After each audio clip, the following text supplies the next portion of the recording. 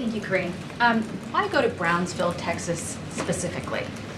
Look, I think the president, and I said this at the top, and I've said this many times, he wanted to show that it was important for him to go down there to hear from Border Patrol agents, to hear from first responders and what's going on the ground. He's been to the border before recently in this administration, and he also wants to lay out the work that he has been able to do with senators in a bipartisan way. We were able to come forward to the American people, push forward a bipartisan bill that dealt with the border, the challenges at the border, that also dealt with a broken immigration system. We were able to do that, and as I've said many times, it's supported by the Border Patrol Union, U.S. Chambers of Commerce, and that is not something that you see every day. But what ended up happening is that Republicans rejected it.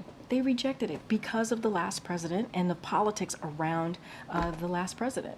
And so, look, the president's we actually even said that once that bill was killed by Republicans, that American people are going to hear directly from the president. Well, the reason I ask is because Brownsville is one of the slower sectors. In the month of February, they averaged, I think, 17 illegal crossings a day for a little more than 450 in the month. The number one sector has had more than 14,000 in the same time period.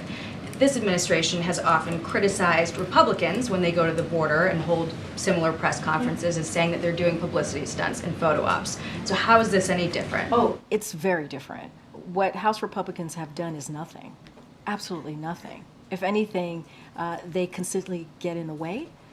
They consistently get in the way of what the president is trying to do to get more resources.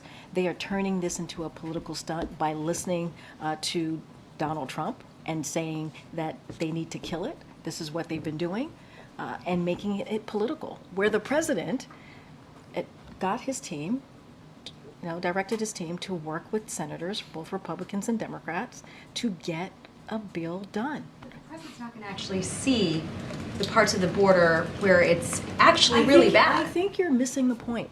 The point is the president actually did the work to get a bipartisan bill done that deals with an issue that the majority of Americans care about. He did. It dealt with border security challenges. It dealt with immigration policy. He actually did that. Republicans got in the way. They rejected it. Well, Republicans in the House got in the way, and then it was rejected because of what they were told by the last president, by Donald Trump, to kill it. They literally, Jacqui, put politics ahead of the American people. That's what they did. What do you say to people, though, who think that this is just an election year stunt? Finally caring about the border after it's been a problem for the last 3 years. Here's the thing. Here's what I would say. On the first day of this president administration, he put out a comprehensive immigration policy to deal with this issue. He did that on the first day. That was his first piece of legislation. I would hope the American people would see how serious this president was or is about fixing this issue. Not only that, spent 4 months having a bipartisan conversation, doing negotiations to come up with a bill, with a proposal that was, again, approved by the Border Patrol Union, right? That's supported by U.S. Chamber of Commerce. We don't see that.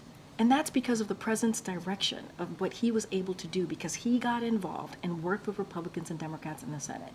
And then when we got this bill done, by the way, it included a lot of things that House Republicans wanted.